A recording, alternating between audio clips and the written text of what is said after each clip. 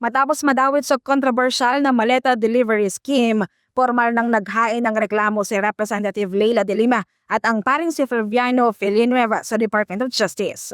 Ang reklamo ay laban sa tinaguriang Brave 18 o ang mga nagpakilalang dating sundalo at security aide ni dating Congressman Saldico. Sila ang nasa likod ng aligasyon tungkol sa paghahatid ng mga mali-maletang pera sa matataas na opisyal ng pamahalaan, kabilang sina Pangulong Ferdinand Marcos Jr. at ating House Speaker Martin Romualdez.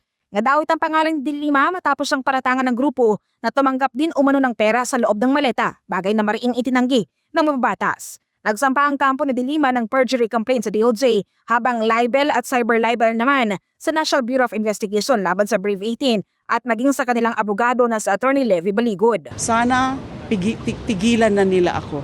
No more please, no more. Stop your lies against me. Di pa ba kayo nagsawa sa kakapanira sa akin? Bukod kay De Lima, naghain din ng parehong reklamo si Bucor Chief Gregorio Catapang Jr. laban sa Brave 18 at kay Attorney Baligod. Sa affidavit ng mga dating sundalo, nag-deliver umano ng 8 maleta si Catapang kay Ko sa BGC Shangri-La.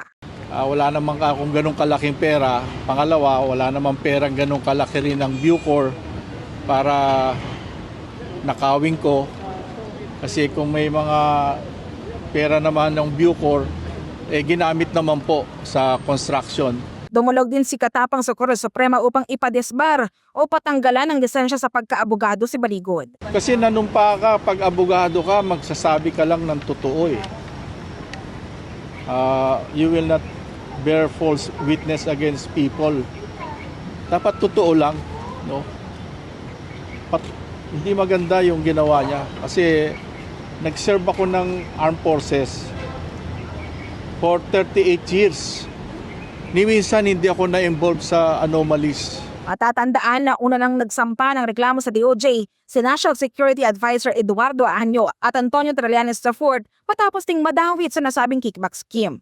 Sa ngayon ay wala pang inilalabas na opisyal na pahayag ang kampo na Attorney Baligod at ang Brave 18 kaugnay ng mga bagong reklamong inihain laban sa kanila.